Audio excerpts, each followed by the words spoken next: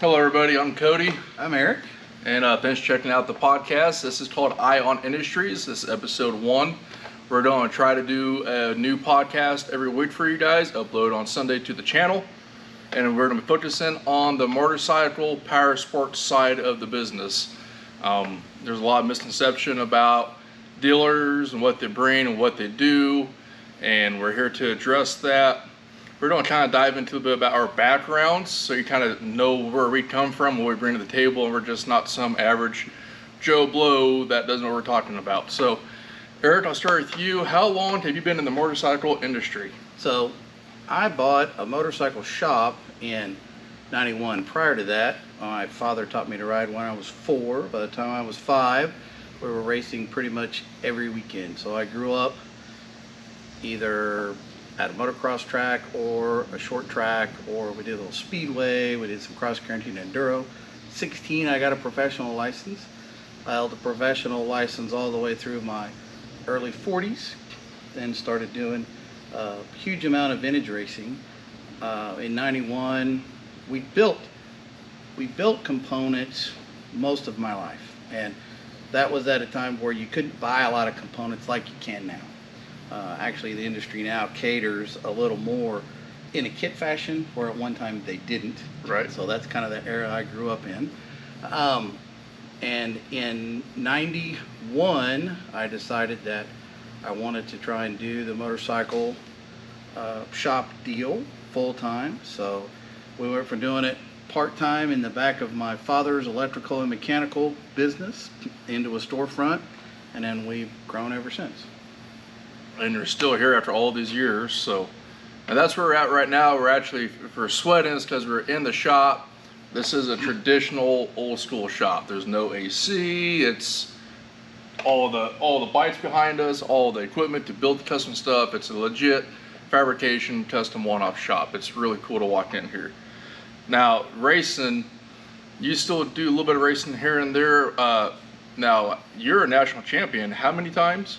So I was a vintage champion, national champion 7 times. 7 times. I've been state champion in a lot of different disciplines several times. I've been regional champion in different disciplines several times, and then 7 times in a row nationally in vintage competition.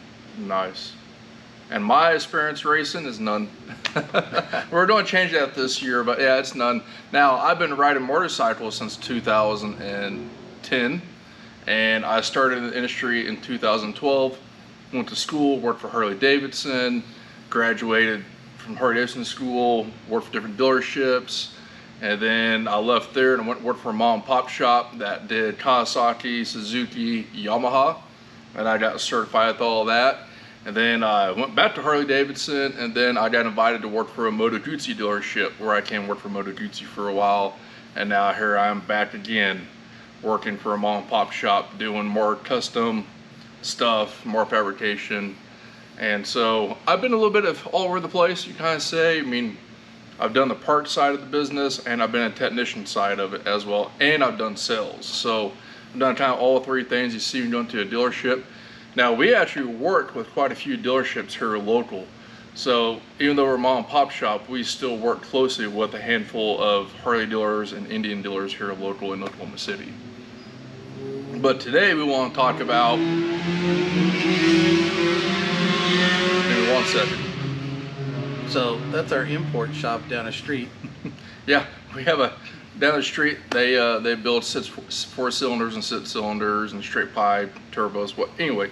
So today on this episode, I want to start off with talking about Harley-Davidson CEO, because that's the new topic right now. They're transitioning out of the Zeitz area and going into the new Arthur area.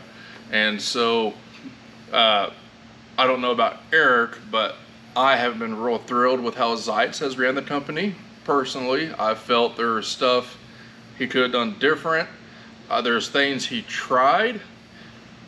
I don't know what, you know, it's the Pan America was nice to see that come out. It's something different. I wish they would have brought the Bronx. For some reason they canceled the Bronx. I don't know why they bring it. The Sportster, you know, I don't know why they did the Sportster the way they did. But it seems like to me, Zeitz inherited the company when it's probably at, in my opinion, the peak, you would think. I mean, they were selling bikes like crazy up until about 5 or 6 years ago. Yeah, it's no secret that Harley-Davidson, when the craze came back, when they actually salvaged the company, that they changed their branding. They did improve their product. To each his own, but I actually like the Evo engine. I think that the Evo engine was a great step forward. I think it was a great step forward really late for Harley-Davidson, but nonetheless, I really like that step forward.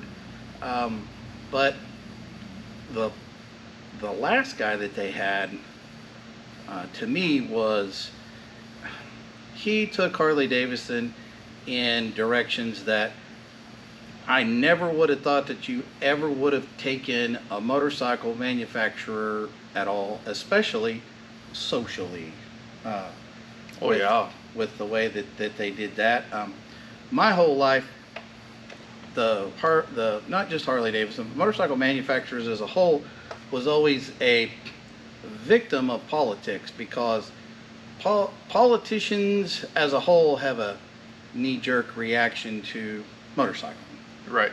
And a prime example is if a guy's on a motorcycle and he gets hit by a drunk driver, the knee-jerk reaction from law enforcement and politicians, insurance companies is, well, if he hadn't been riding a motorcycle, it wouldn't have happened. It's not that if the guy hadn't have been drinking and driving, this wouldn't have happened. Having said that, that festers. Right. And it creates a lot of rabbit holes, and it continues to create a lot of issue. That used to be, well, still today, is a big, huge problem. But the whole area that the previous guy took Harley-Davidson into, and again, that's sort of a sore topic with everybody, but I don't understand it. And another issue that I see is that there's less and less people that have a lot of knowledge of the industry in and of itself, the history of the industry, Right. that they're bringing into these lead positions. And to me, in the motorcycle industry, and I've seen this happen with European motorcycle manufacturers, and I've seen it happen before with Harley-Davidson. They say history repeats itself, and I'm kind of hoping that this is not history repeating itself. But there's a misnomer that if you know strategies and you know advertising, it doesn't matter the product, as long as you're good at that, you'll succeed. Maybe if you're selling donuts or you're selling coffee. But when it comes to the power sports industry as a whole, primarily what we're talking about, the motorcycle industry, and then you want to break it down and you have Harley-Davidson, which is sort of a pigeonholed manufacturer, right? Yeah, Harley's definitely in its own atmosphere when it comes to the motorcycle industry. Their clientele, their customers, they're a certain kind of people. And I think if you have somebody that's separated from that, yeah, and at the corporate level, the CEO level, the boardroom level, I think if that's their whole world, I think they're too far separated. And another problem is that they bring in people and replace a lot of people that were maybe really good at their job, but they bring this new person in, or they tie the hands of somebody that has been really good at their job, that's been cemented in the industry for a long time, and they have this change up, and it's all in the name of fresh blood. And I don't see that too many times in the motorcycle industry. It creates a lot of issue, and I also see that happening in other industries. It's happened in the airline industry. yep, Just to name one, but it's happened in the automotive industry. That's been an issue also. So I hope that the guy is successful. I truly do, and I hope that Harley-Davidson is successful, and I hope that Harley-Davidson overcomes and fixes a lot of the issues that the previous CEO has brought Harley-Davidson into, because whether you like Harley-Davidson or not, it's an American manufacturer. And besides Indian and Harley-Davidson, that's all we have. And No. I don't want to see it go away. You know, and I think the whole thing with the new guy, he needs to figure out a way to relate to the current customer base. And I think the development and the technology that Harley finally came out with here in the last 4 years, that they've really upped their game. You know, they've really stepped up. A lot of changes. Maybe that's part of it too. So many changes so quickly. Usually Harley's always been a little bit of change at a time. You know, they're always the last to release something that's been out for decades before. That they've always done that. And I felt like they finally took a leap and went ahead and released a lot of new technology. The M8, the Pan America, the Revolution mats. You know, they released all this new technology all at once. There wasn't much of a kind of easing into it. It's just like, there it is. And that may be part of it. I felt like the motor company has lost touch with its clientele and its fan base and who actually buys and rides motorcycles. I think if Arthur can figure out how to fix that part of it, where the Harley company, the motor company combines and connects back with the customer base again, I think it'd be just fine. Yeah, most of the Harley-Davidson, let's just say the Harley-Davidson market, traditionally has sort of been an older market. Oh, And yeah. a whole lot of their customer base is getting older, and older to the point to where not only do they ride possibly trikes, but to the point to where they actually don't ride anymore for lots of reasons, okay? And I think they have neglected the new rider market, and also when they build, in the past when they've built smaller motorcycles and they have brought them in, they haven't been that stylish, and they've been underpowered, and they've kind of been expensive for what you got. Right. Financing was difficult. And again, I just like motorcycles. I've always liked motorcycles. Now, with racing and stuff, my involvement with Harley-Davidson has been more of the competition side of Harley-Davidson's, but I've also primarily been like a European motorcycle rider too. Right. Like off-road, rode Makos, rode Husqvarna, rode Penton before they were KTM, okay? But having said that, a lot of guys my age, and I turned 57 this year, a lot of guys my age that started in motorcycling when they were small in the 60s and the 70s and grew up around that crowd, it's not like it is now. There's too much this group against this group against this group. The whole time I was growing up, nobody really cared what you rode. As long as you rode. As long as you rode motorcycles, there was a lot of, at that time, when I was growing up, Thursday night rides was a huge thing. Nobody cared. You'd have Z1 Kawasaki's and CB750s, but you'd have Bonnevilles, and you would have BSA Lightnings, you would have CHs, you would have Super Glides, you would have all of that kind of stuff, okay? Nobody cared. Actually, if somebody was on a Super Glide and somebody came up with a brand new Z1 like 900 or Z1 1000 Kawasaki or a GS 1000, they thought that was neat, they thought it was cool. There was a lot more camaraderie. I'm not saying we all need to sit around a campfire, hold hands, sing Kumbaya, but all of this division is actually taking the motorcycle industry as far as the customer base has gone. And you know, there's divide and conquer. Well, that's starting to happen. And to your point, I hope that this new guy will take the time to see where the market's going, see where Harley-Davidson is struggling with the line of motorcycles, who is selling more motorcycles to this age of people, Right. whatever this age is. what kind of motorcycles are they buying, and then cater something to them that's not some anemic looking, I don't know, like side brand, you know? I am anxious to see how they do with their new $6,000 motorcycle coming out. Have you looked at Yeah. any of that a little bit? So I've seen some of like the spy photo stuff of it and everything, and It's not a bad looking bike. no, it's not, and I think it's fine. And in relation to other motorcycles that are its size, it's in the market. I hope that it's well received, especially with that age group of riders, whether it's male or female.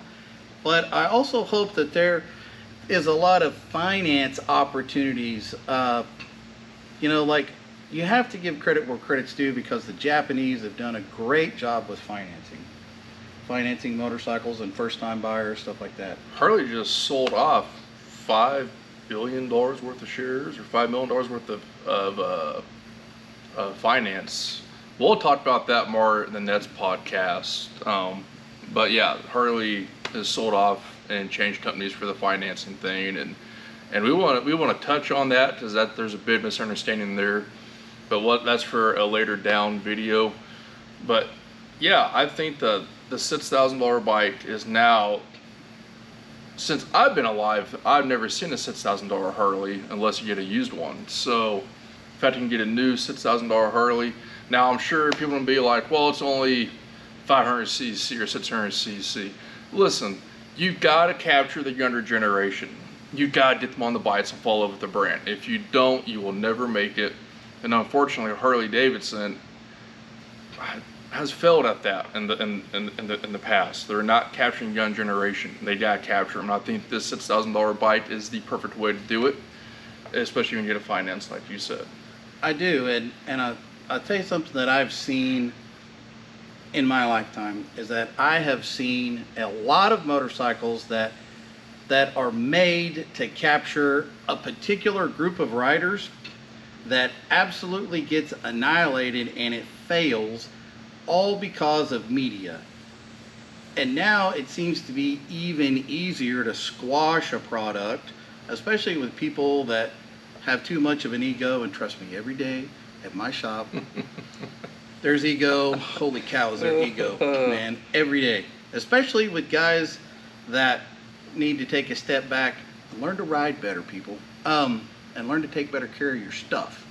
But they squash somebody with the idea of this particular motorcycle. I've seen it happen in the 70s, I've seen it happen in the 80s, I've seen it happen in the 90s, I see it happen today, okay? There's an entry-level motorcycle that gets somebody in the door into motorcycling, which is very important, okay?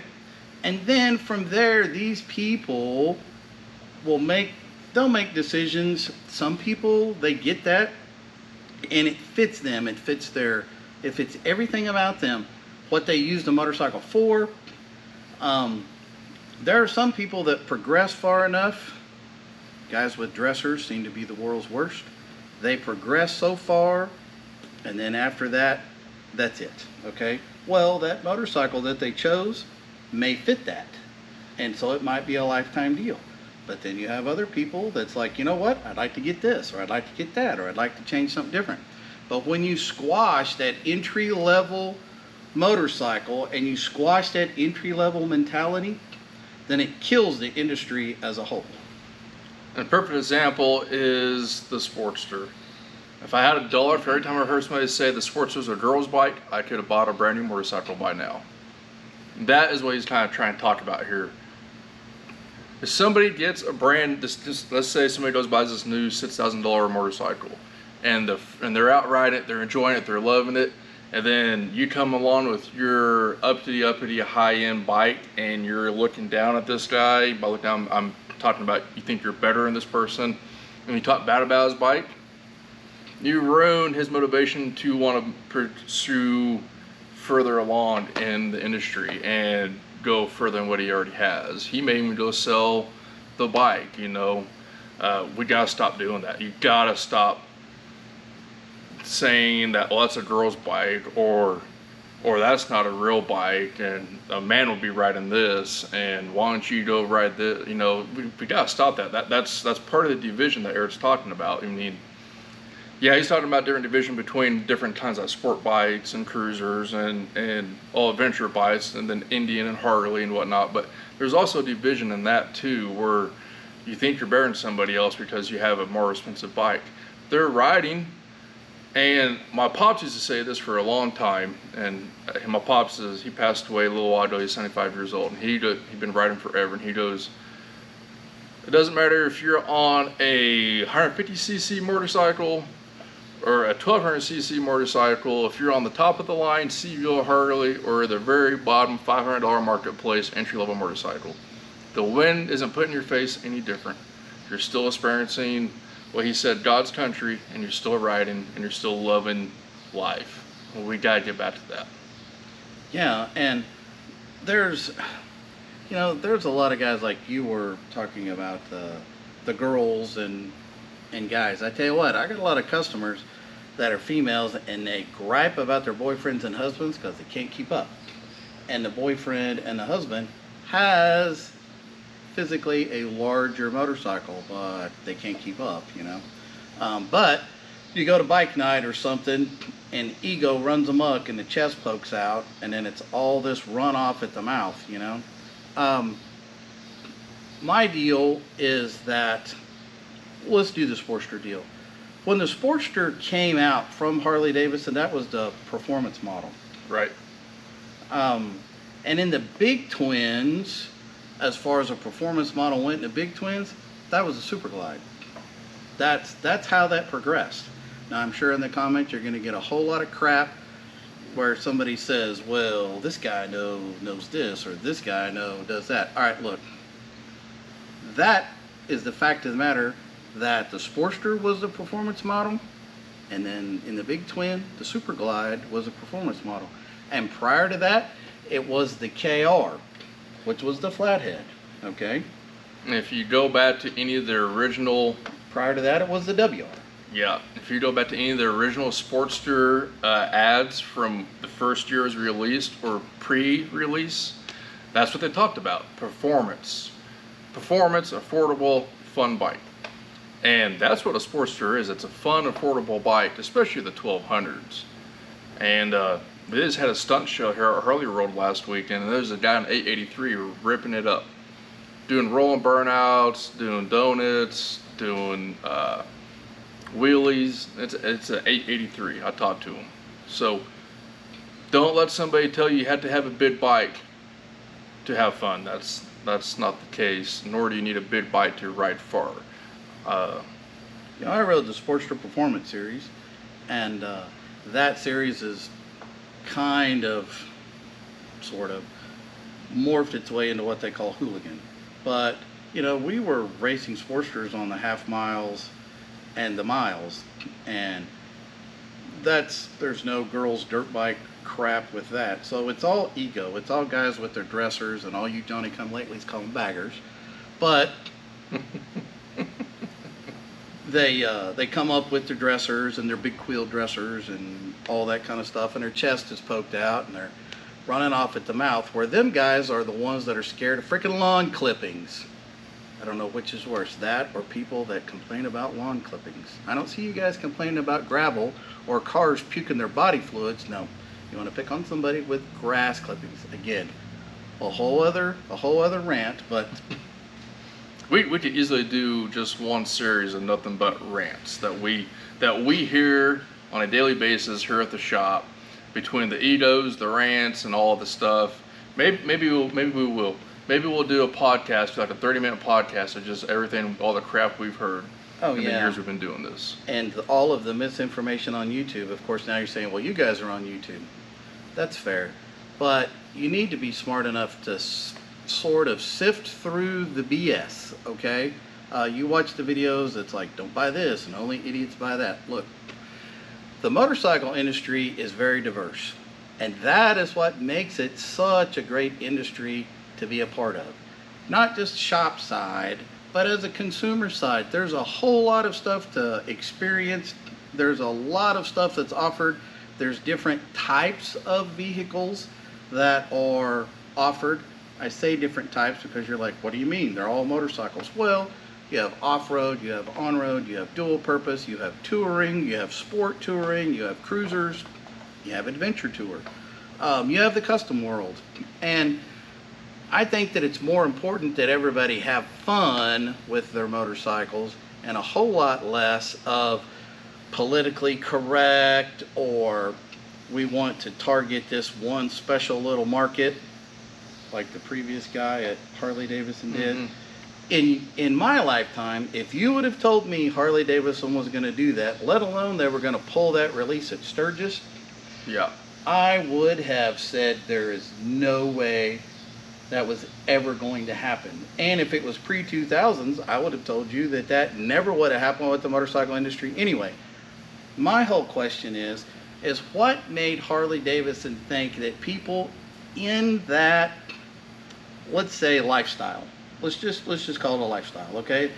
I know we've already got people that are mad. You're already beating on your keyboards.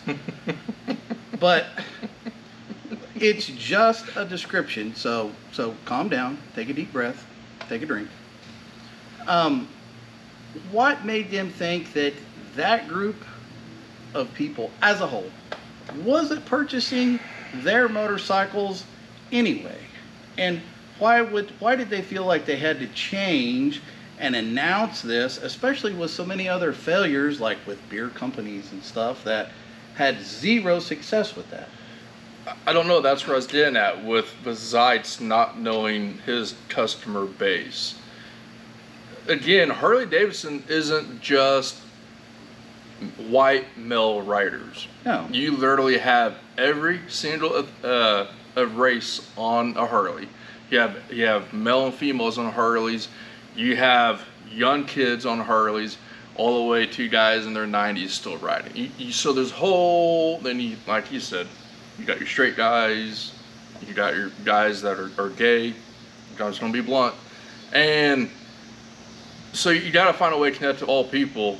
Unfortunately, I felt that's where he failed the most, is he didn't connect to the customer base. And I think that Arthur can do that, we'll be okay. Now let me ask you this. Let's take it back to AMF.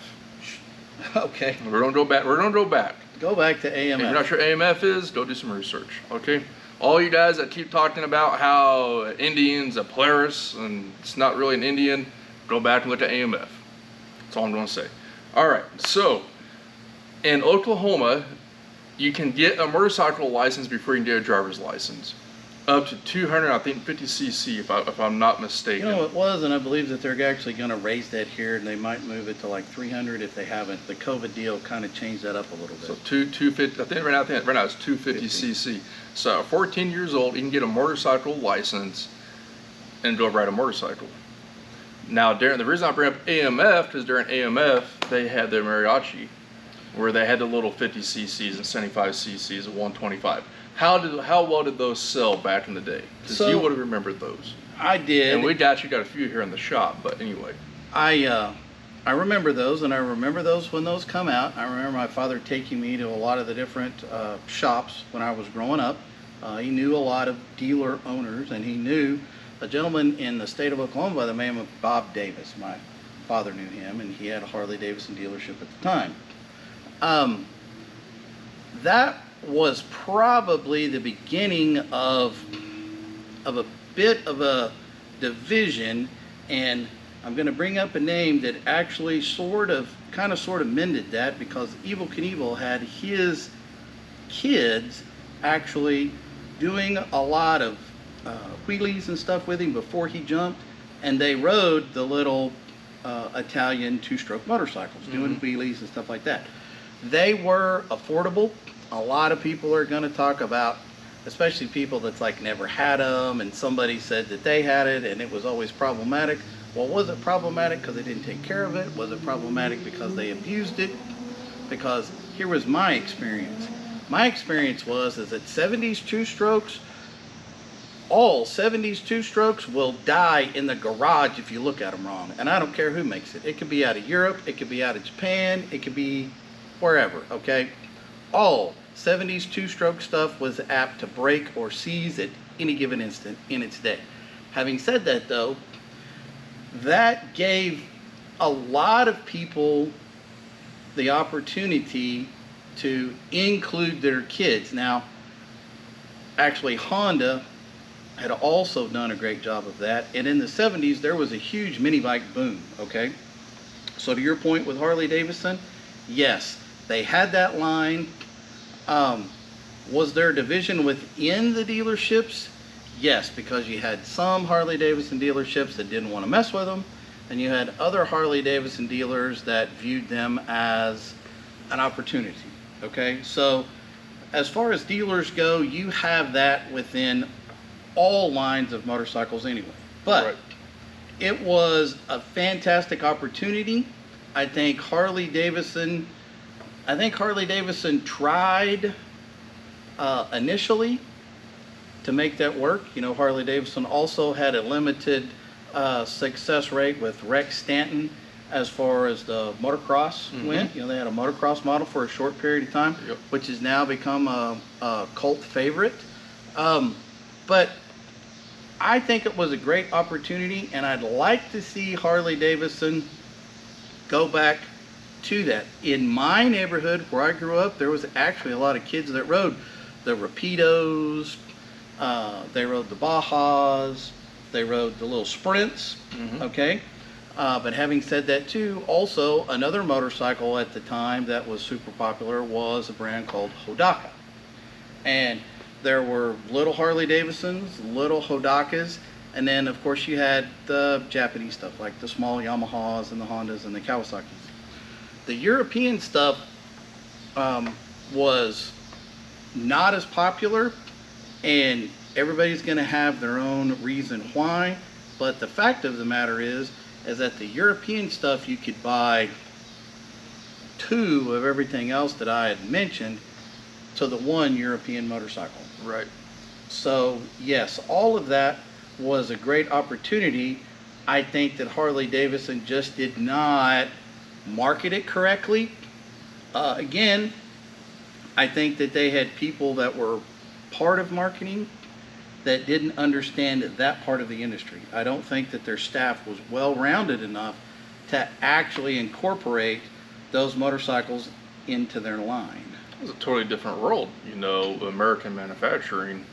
AMF primarily specialized in bowling equipment, like bowling pins, bowling balls, thoroughly bowling equipment. That's what they specialized in. Did some other stuff, but that's really what they specialized in. So it's kind of where I'm coming from here on a couple reasons I brought this up. So yes, they saved Harley. At the same time, other things. Without AMF, Harley wouldn't be who it is today. They would no longer still be around. And like you said, they didn't how to market it, and that's because how can you expect someone that doesn't have any experience in the power sports industry to come in, run a company efficiently and correctly, and also market it? And that's another thing that Arthur, the new CEO, is going to have to get over, is he's going to have to figure out a way how to properly market these motorcycles.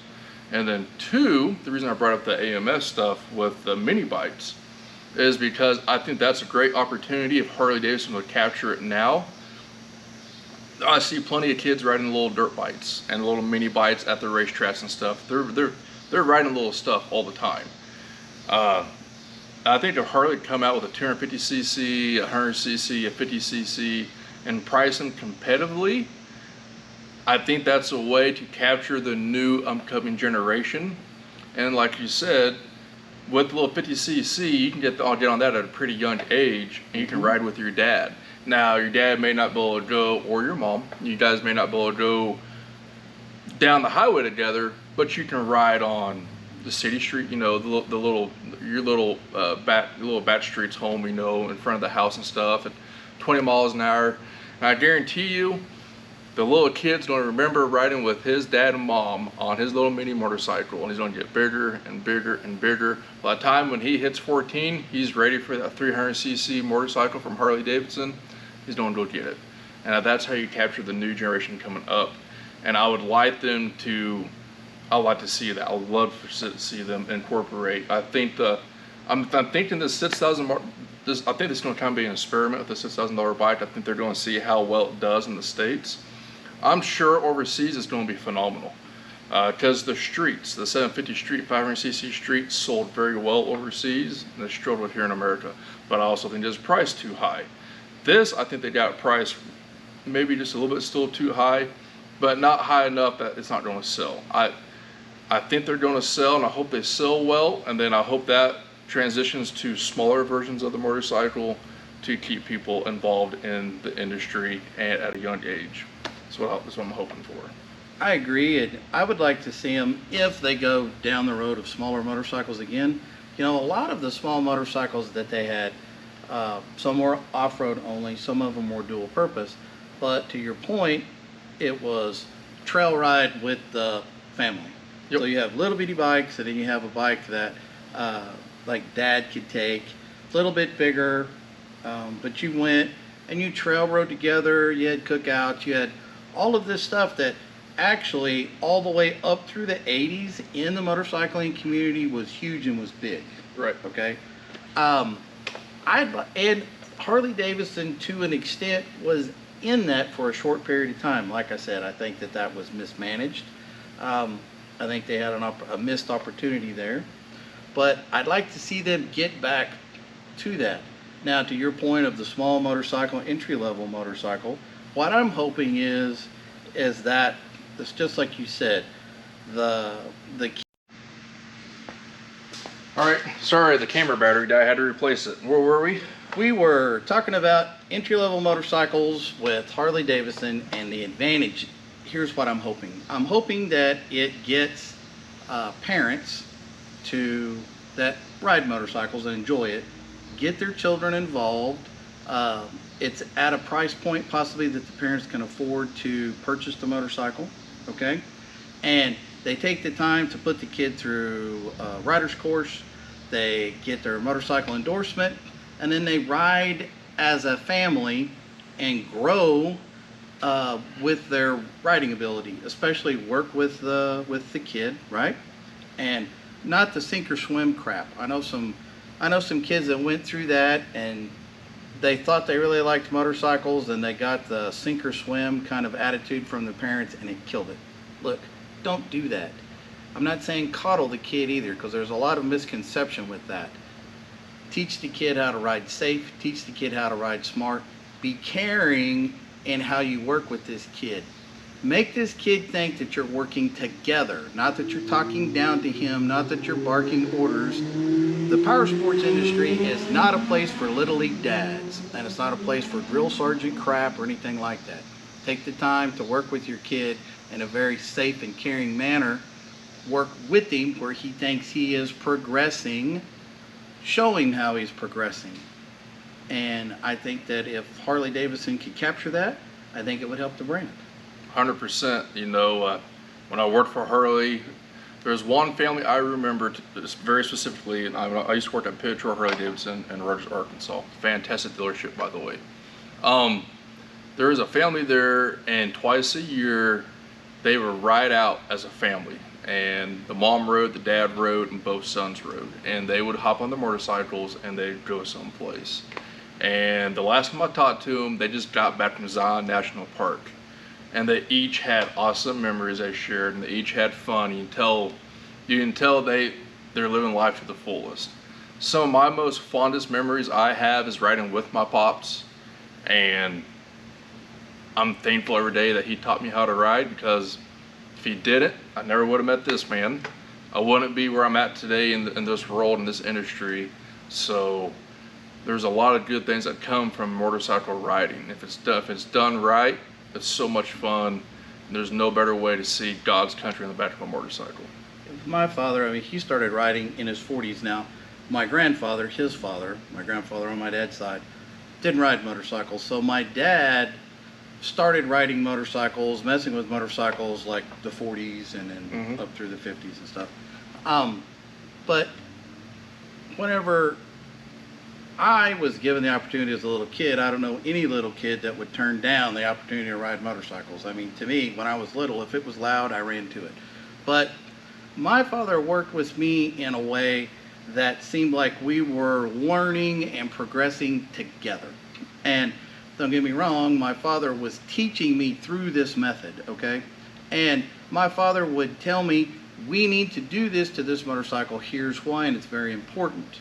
And at that point, I didn't want my motorcycle to be broke. I didn't want to not be able to ride the motorcycle.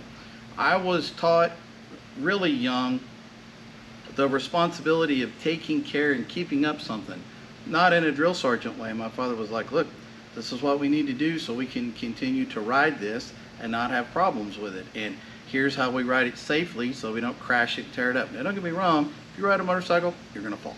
It's gonna happen. You're gonna break a lever, you're gonna bend a gear shifter, you're gonna bend a brake pedal, you're gonna scratch it. That's gonna happen. If my father was always, if you were showing off, that was a different thing. But if you're just riding, things happen when you ride. And he was like, okay, here's what we need to do to fix this motorcycle to make it where we can ride it again.